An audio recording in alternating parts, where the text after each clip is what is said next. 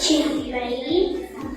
I am going to talk about farmers. India is agricultural country. Farmers are important person of India.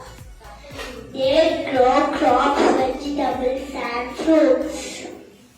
I am going to tell about land transport.